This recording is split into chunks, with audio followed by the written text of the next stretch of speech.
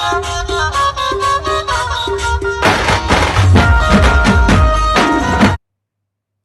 Morning all of you. कैसे हैं आप सब? आशा करता हूँ अच्छे होंगे।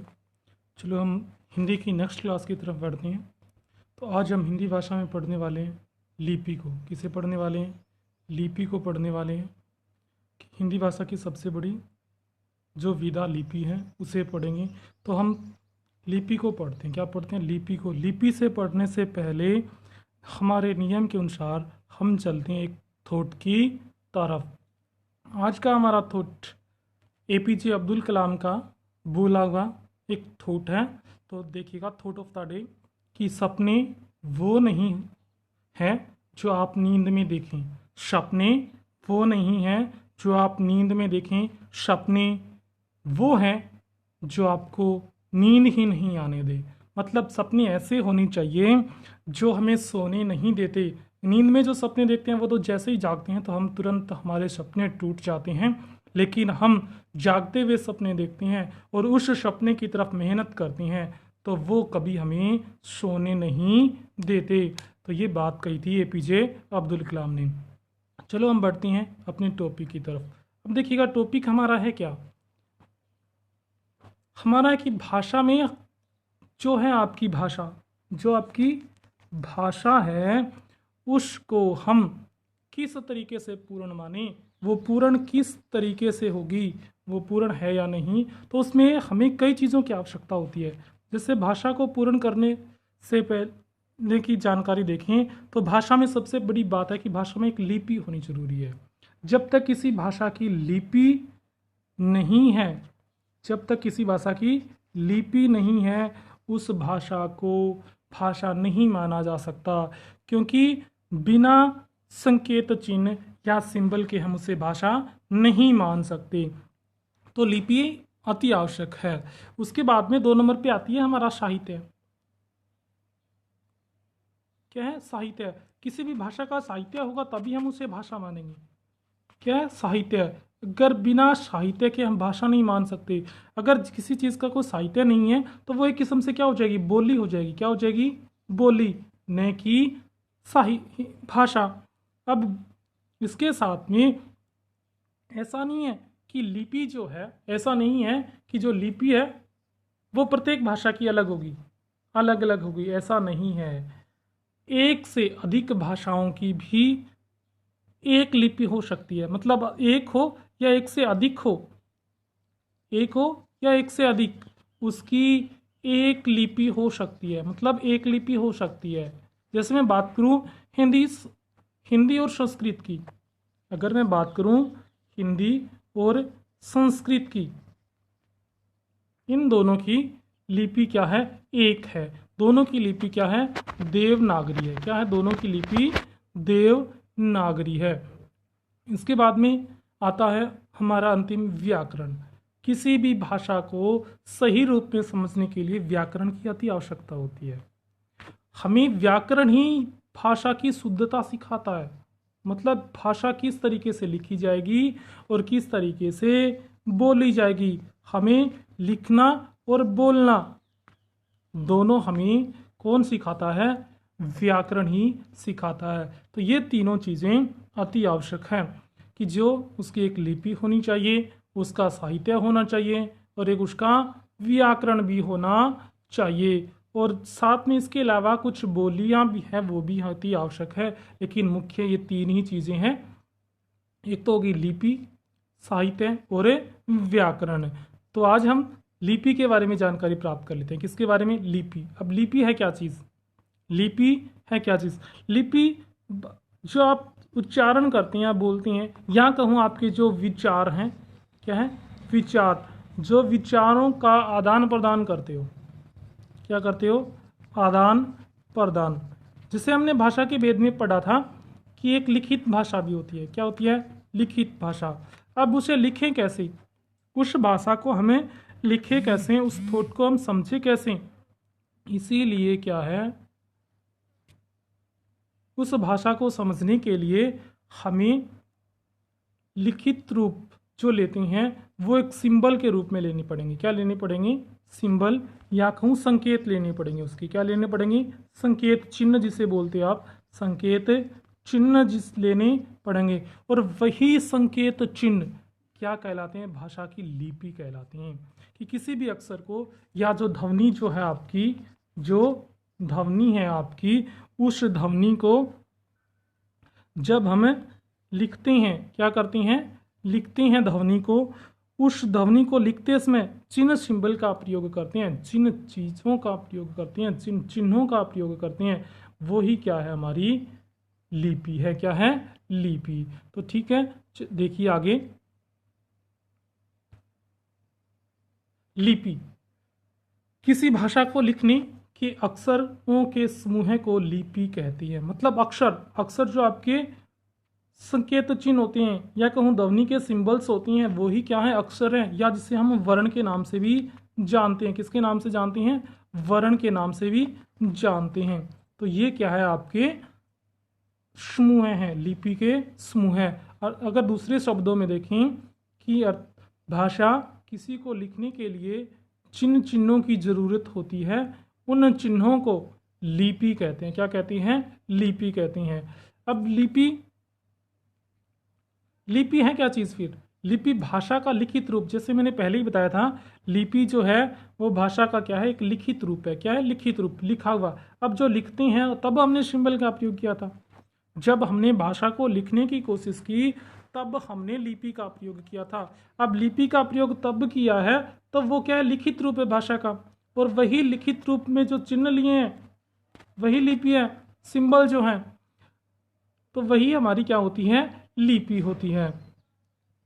तो इसके माध्यम से मौखिक रूप की ध्वनियों को लिखकर प्रकट किया जाता है। सारी भाषाओं के लिखने की लिपि अलग होती है। मतलब भाषाओं की लिपियां अलग अलग होती है, लेकिन एक से अधिक, मतलब एक से अधिक कितनी भी हो सकती हैं? 2 भी हो सकती है, 3 भी हो सकती है, 4 भी हो सकती हैं। उनकी लिपियां क्या हो सकती है? समान हो सकती है, समान हो सकती है। जरूरी नहीं है कि प्रत्येक भाषा की लिपि एक प्रकार से अलग ही हो। तो देखिएगा, हम भाषा की लिपियों के बारे में जानकारी प्राप्त कर लेते हैं। जैसे हिंदी भाषा की लिपि कौन सी है? हिंदी भाषा की लिपि देवनागरी है। क्या है? हिंदी भाषा की लिपि कौन सी है? देवनागरी। और पंजाबी भाषा की लिपि क्या है? गुरुमुखी है। क्या है? गुरुमुखी। इसके साथ में हम अन्य भाषाओं की लिपियों के बारे में भी जानकारी प्राप्त कर लेते हैं। जैसे मैं बात करूं हिंदी की, संस्कृत की और मराठी, ये तीनों भाषाएं जो है, हिंदी है, संस्कृत और मराठी, इन तीनों की लिपियां क्या होती है? देवनागरी लिपि होती है। क्या है? देवनागरी लिपि है। कौन सी लिपि है? देवनागरी। इन तीनों की हमें देवनागरी लिपि देखने को मिलती है। तो देवनागरी लिपि होती कैसी है? जो हम पढ़ते हैं, तो ये जो हम हिंदी भाषा में लिखती हैं, इस तरीके से देवनागरी लिपि क्या है? लिखी जाती है। ये कौन सी लिपि है? देवनागरी लिपि, जिसमें लिखा हुआ है देवनागरी। अगली है पंजाबी भाषा। अगली कौन सी है? पंजाबी भाषा। पंजाबी भाषा की लिपि कौन सी होती है? गुरुमुखी होती है। कौन सी? गुरुमुखी लिपि है। ये किसकी है? पंजाबी भाषा की। अब पंजाबी भाषा की लिपि तो हमें पता चल गया गुरुमुखी, लेकिन किस तरीके की होती है? तो ये देखिएगा, ये है पंजाबी भाषा की लिपि। कौन सी? गुरुमुखी लिपि है। कौन सी लिपि है? गुरुमुखी लिपि। जैसे ये लिखा हुआ टे, ठे, डे, डे और अणे, इसी तरीके से ये सारे अक्षर इसमें लिखे हुए हैं। तो ये क्या है? आपकी पूरी की पूरी गुरुमुखी लिपि है। क्या है? गुरुमुखी लिपि। अगली देखिएगा, उर्दू, फारसी और अरबी। इन दोनों की लिपियां समान होती है। इन भाषाओं की लिपियों के नाम तो अलग अलग है, फारसी, अरबी, लेकिन ज़्यादातर इन दोनों के जो संकेत चिन्ह हैं, जो इनके संकेत चिन्ह हैं, वो दोनों के क्या होती हैं? समान होते हैं। क्या होती हैं? समान होती हैं। तो ये अरबी और फारसी दोनों की लिपियां समान होती हैं। और साथ में उर्दू भी फारसी और अरबी से निकली हुई भाषा है, तो इसी की भी क्या है? लिपि इन्हें के समानी हैं। तो इन दोनों की लिपियों को हम फारसी भाषा का नाम से लेते हैं तो फारसी लिपि बोल देते हैं, और जब हम अरबी भाषा का नाम लेते हैं तो अरबी बोल देते हैं, और उर्दू भाषा की लिपि फारसी होती है। तो देखिएगा ये फारसी और अरबी भाषा किस तरीके से लिखी जाती है, किस तरीके से लिखी जाती है। तो ये है आपकी अरबी और फारसी लिपि।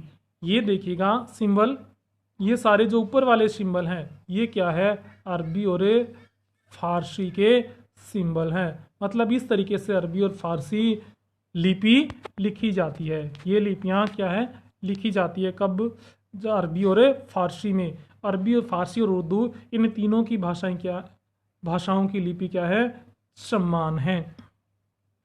आगे देखिएगा बंगला लिपि होती है बंगला की, रूसी की रूसी लिपि होती है, और अंग्रेजी की जर्मन, फ्रेंच, स्पेनिश, इन तीनों की भाषाएं क्या होती हैं, रोमन। जिन चारों भाषाओं की लिपि कौन सी होती है, रोमन लिपि होती है। कौन सी लिपि होती है, और रोमन लिपि। चाहे अंग्रेजी हो, चाहे जर्मन हो, चाहे फ्रेंच हो, और चाहे स्पेनिश भाषा, इन चारों भाषाओं की लिपि क्या होती है, रोमन लिपि होती है। तो देखिएगा हम देखते हैं कॉमन रूप से हम ज़्यादातर ये दो ही लिपियाँ पढ़ते हैं, एक तो देवनागरी लिपि पढ़ते हैं, एक रोमन लिपि पढ़ते हैं। तो देखिएगा रोमन लिपि और देवनागरी लिपि जो ये लिखी हुई है, ये तो देवनागरी लिपि है जिसमें अंक भी लिखे हुए हैं और साथ में शब्द भी लिखे हुए हैं। और ये है अंग्रेजी की लिपि जिसे हम क्या बोलते हैं, रोमन लिपि। क्या बोलते हैं, रोमन लिपि। ये कौन सी लिपि है, रोमन लिपि है। कौन सी लिपि, रोमन लिपि। और हम जो अंक प्रयोग करते हैं, इस तरीके के सिंबल जो अक्सर प्रयोग करते हैं, ये भी क्या है, रोमन लिपि के उदाहरण हैं। क्या है, रोमन लिपि। हम सबसे ज़्यादा कौन सी लिपि का प्रयोग करते हैं, देवनागरी लिपि का प्रयोग करते हैं। अब देवनागरी लिपि की विशेषता क्या है, ये हम देख लेते हैं कि सबसे ज़्यादा देवनागरी का ही प्रयोग क्यों करते हैं हम लोग, कि सबसे ज़्यादा देवनागरी को ही क्यों अच्छा माना जाता है। तो देखिएगा देवनागरी लिपि संस्कृत और हिंदी दोनों की लिपि है। इसकी विशेषताएं देख लेंगे कि यह हमेशा दाएं से बाएं लिखी जाती है। मतलब ये इस लिपि को हमेशा दाएं से बाएं, जिस तरीके से हम लिख रहे हैं वो क्या है, हम दाएं से बाएं लिखते हैं। क्या लिखते हैं, दाएं से बाएं। किस तरह से, दाएं से बाएं उस लिपि का लिखते हैं। जैसे मैं लिख रहा हूं देवनागरी, जैसे मैंने लिखा देवनागरी, तो ये हमने यहाँ से स्टार्ट करके यहाँ पर ख़त्म किया। मतलब हमने दाएं से शुरू किया और बाएं तक लिखा। तो ये इसकी प्रथम विशेषता है कि हम इसे दाएं से बाएं लिखते हैं। साथ में हर वर्ण का आकार समान होता है।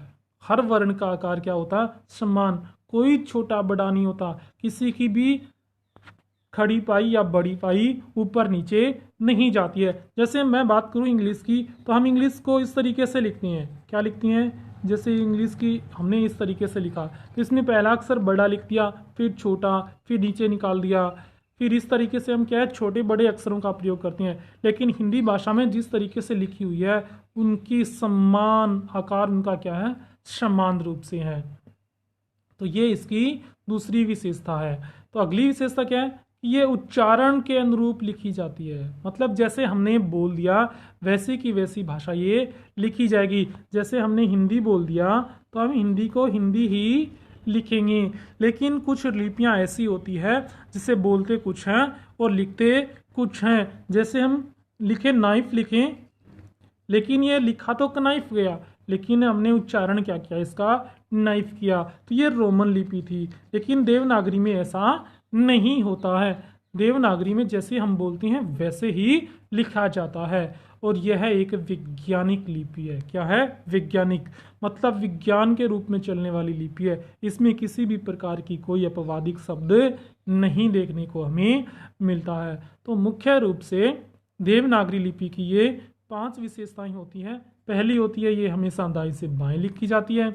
इसका हर वर्ण का आकार समान होता है। ये उच्चारण के रूप लिखी जाती है और ये एक वैज्ञानिक भाषा है। क्या है ये? वैज्ञानिक भाषा। तो ये थी आज के टॉपिक्स हमारा जो लिपि था। लिपि के बारे में थोड़ी सी जानकारी हमने प्राप्त कर ली है। तो आपने वीडियो को पूरा देखा, इसलिए आप सबका धन्यवाद। और साथ में कोरोना महामारी जैसी बीमारी बहुत भयंकर रूप से बढ़ती जा रही है, तो घर में रहिएगा, सेफ रहिएगा। और किसी भी प्रकार का कोई सवाल या प्रश्न आपके दिमाग में आ रहा है तो वो आप हमें कमेंट बॉक्स में लिख सकते हैं या आप हमसे संपर्क कर सकते हैं, जिसका जवाब आपको तुरंत दे दिया जाएगा। तो आप सभी को एक बार फिर से धन्यवाद। Bye bye.